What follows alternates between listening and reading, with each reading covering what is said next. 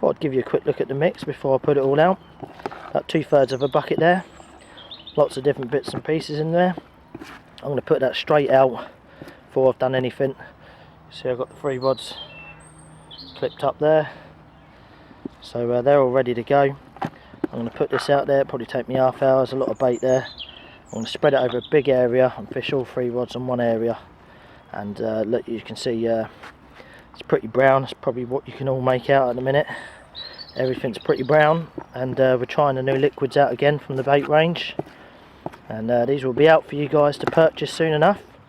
And so far so good. I've had a couple of really good sessions down here. I had 6 fish hit, including that beautiful common, a couple of ounces under 40 last time I was here.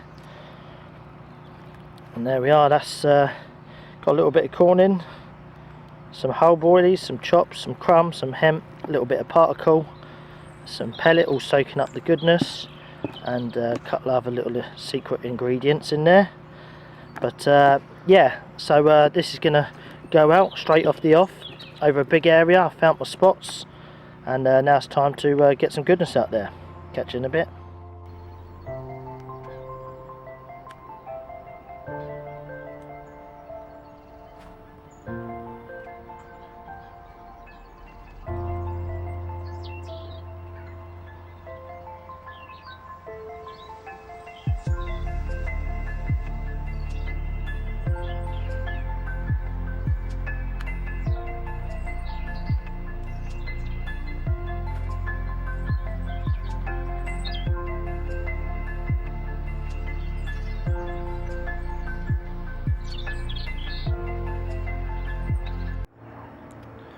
Hi there people, welcome back to the channel for part 3, and I'm buzzing to be back. What an exciting series this is. Let's take a little look at the rods. Traps are set. Spotted out for what felt like a good hour or so, but absolutely crap loads of bait out there, and the plan is just to sit on it now. Basically it's as simple as that, keeping things simple. All 3 rods are on the same spot, all in the same vicinity, and that's all you can do. Still got crap everywhere, to be honest, at the minute. The trolley's still half loaded, but we're getting there. I've had to have a little sit down. I'm absolutely wasted. Obviously I left Cambridge at 4:15 this morning. Got to miss all that M25 traffic, ain't you? It's not about getting stuck in that when you want to get on the bank. Pretty eager to get back this week and try and pinch another big girl. It's all coming together on here so far, and it seems to have started fishing a bit better this morning. I think that lad opposite there, you can't see centre camera, but there's a corner lad over there doing a few features or whatnot. He's had 2 this morning while I've been here, and he pulled out of a fish. And he's fishing dead opposite me. We're more or less fishing on the same spots because we're both fishing long. So fingers crossed, hopefully I can get among the action. And this is peg 10. Yeah, peg 10. Let me just step back. It's a real nice spacious peg, to be fair. You remember in the first 2 parts I was just through that little alleyway there into peg 9, and this is much more open, and looks like it's fit for a king, to be fair. So other than that, nothing to report on. The traps have been out probably about 45 minutes, maybe an hour, but the fish have been showing to the left, and 2 guys have just gone home. So basically the right hand rod and the middle rod went out so nice, I'm actually not going to bring them in until tomorrow morning, so I'm going to leave them out there for 24 hours. But the left hand rod, questionable, eh? You know, when the ones where it hits the clip just a touch too late. So I think that might give me an excuse to peel that off the spot and put that diagonally out that way. See if we can get a fish on show. I've probably seen about 15 shows in the last 30 minutes. Right dead in line with the island peg. Centre camera there. Most of them have been small, but I did see a big 30 mirror come out. You never know. I think that's what I'll do. While there's no one there, I think I'll just ping a little bit of single out there, I reckon. Stick a bit of double plastic on there, I reckon, and away we go. I think that peg in front of there, I think it's about 6-7 foot. I may be wrong, but from what I've seen on the board, it sort of tells you there's various depths for what pegs. And this is the other end. It's pretty hemmed in up there, to be honest. It's line central. So I'm quite happy to get this peg, get a fair amount of water here. Not that I'm using it, mind you. All three rods are kept really close together within a 20-foot spot. And we'll play it by ear. And oh, one just lumped out to the side. You guys might have seen that on the side of the camera. Okay, that was a better fish. That's a mid-30. Okay, right, yeah, I'm leaving you with that. I'm going to peel this left-hand rod off, rig a small bag of pellets to it, and sail it out there at 21 wraps, I reckon. And we'll catch up hopefully in a bit, and maybe with some action. See you soon. Well, it's that time of night now. We're pushing into early evening, and nothing's happened. Our matey across the way there, he's had one more. I think he's had 3 since I've been here today in total. So the fish are out there, and they're generally having a bit of a mooch up at the minute. And you can see I've got the left hand rod off the stand there. So let me fill you in where we are. So basically, someone left this peg and moved into the car park peg just before I got here. No, the night before I got here. And he absolutely filled this peg in, the same as I have, to be honest. I put 5 kilo out there straight away off the get-go. And I think he put even more out there, and he was only here for a night and he moved out. So it turns out we got like 10 kilo of dead bait sitting out there. That's no good, is it? So come up with a bit of a master plan. I'm going to leave this single rod on the stand, bang in the middle of the big baited area. I mean, there is shed loads of bait out there right now, I'm guessing. So yeah, we'll leave that on the spot, and if anything shows on that, we'll keep an eye on it. I can either put the right hand rod or the left hand rod, one either side of it. So it would be like 2 rod on the spot. So, but for now I found a spot way to the left because there's no 1-2 pegs up that way. So you've got to explore your open water, and the fish are up there. So I found a little spot at just under 22 wraps. I'm going to apply 3 spods over it and just fish for a bite at a time. The right hand rod there, that's fishing on the edge of the baited spot. Nothing's happened there, haven't seen no fish show. So I've actually found a spot centre of the camera, right about, see if we can get my finger in there. Oh, there. If that's any good for you, with my big fat finger in the way. Right centre of the camera there, and I found that one at 22 wraps and 2 feet. So that's a real nice spot. It's a spot I know from where I've actually had fish from there before, so I'm going to fish it from this side, as there's no one to the right of me. So I'm going to fish both them rods on single spots. Let me just zoom back out, and just with 3 spots over each one. And I'm going to keep this one on the mammoth big baited spot. We're going to keep an eye on it, and if anything changes, we're going to play it by ear. We can whip one of them off the single spots if none of them's doing no good, and react to what we see out there and put them on the big baited area. So that's what we're going in for this evening.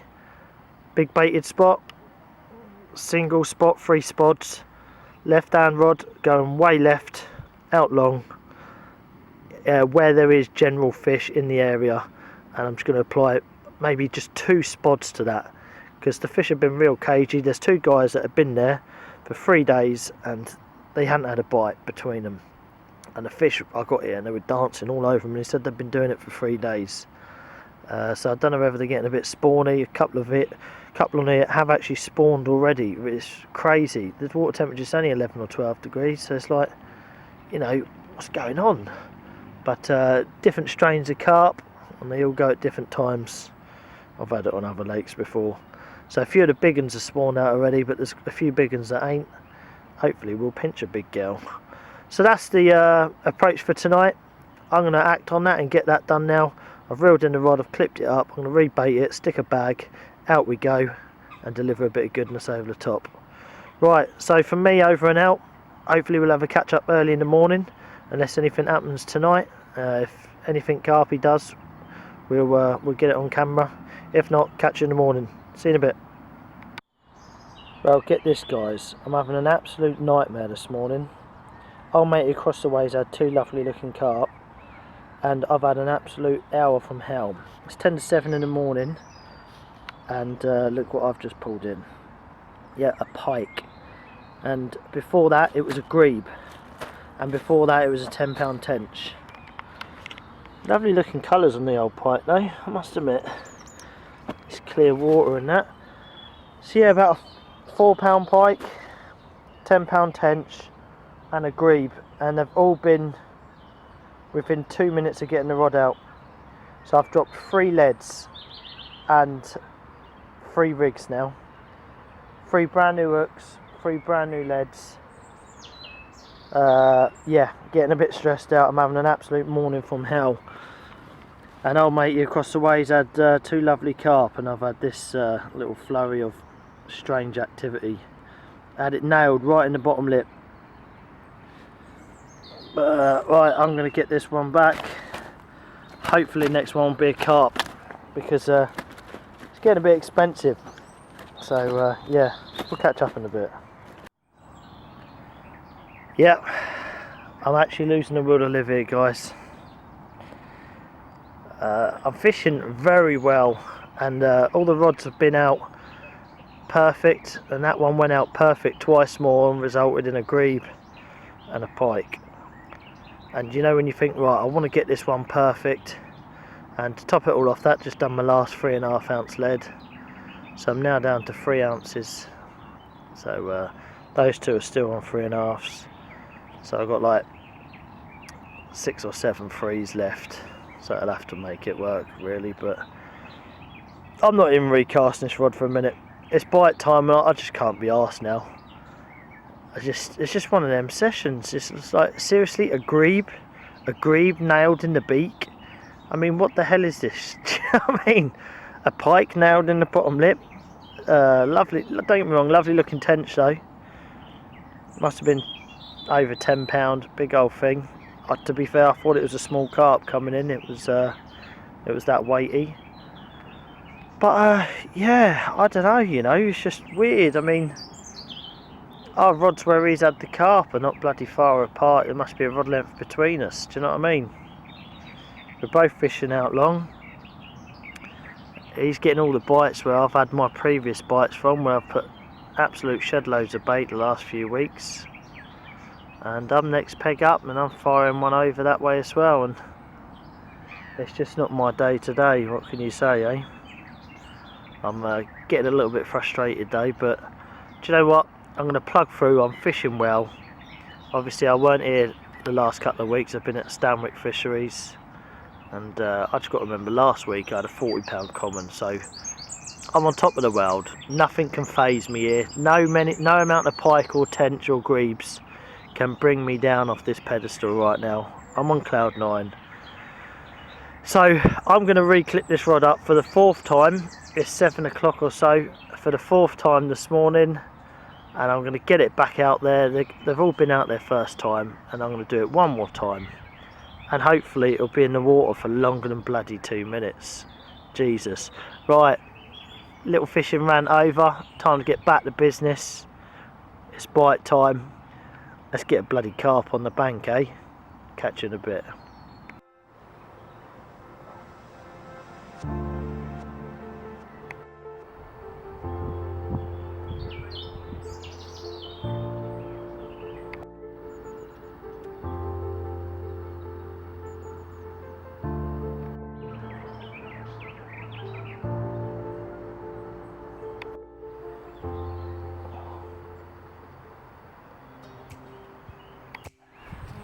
Well, here we are, exactly 1 hour after I hooked it, and I managed to land this beautiful, beautiful common.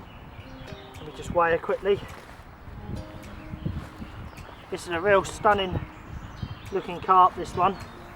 Real dark, as to be expected from here. And it's got like a little koi marking on his tail.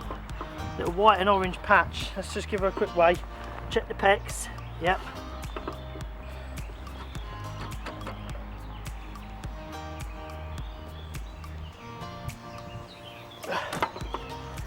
Just under 34 pounds. Wow, what a brute. Loving it, loving it, loving it. all that travelling, over 2 hours it took me to get here yesterday, and we're about 27 hours into the session, and I've bagged an absolute wood carving common, and his head is so black. And wait until you see his little tail. There you go, look at that. Just under 34 pounds. What a lovely male looking carp. Here's a male because it milked on the mat a little bit. We're in early May now, and yeah, they're definitely getting a bit jiggy. And I don't know if you can just see that little koi bit on the end of his tail. Got some little orange dapples in it and some white. Real recognisable character. Look at that, it doesn't come better than that. Wow, what an epic looking common. Right, I'm going to get around and we'll have a quick butcher the other side, and we'll slip her straight back. Been really well behaved on the mat. I managed to snap 2 steels, 1 on each side, just before I did this little bit of recording. It's getting warm now, we don't want to keep them out of the water too long. A few minutes, 5 minutes is more than adequate, especially when it put up a long battle as this one did. Look at that, that's why we come to Sandhurst. Beautiful looking commons, loving it. Wow. Right, so I've got no rods in the water, and I'm at currently 4 pegs down where the boat drifted into, as it's a bit of a savage wind today. It's time to slip this beautiful girl back, or boy, and get the rods back on the dance floor, and we'll catch up when I do. See you in a bit.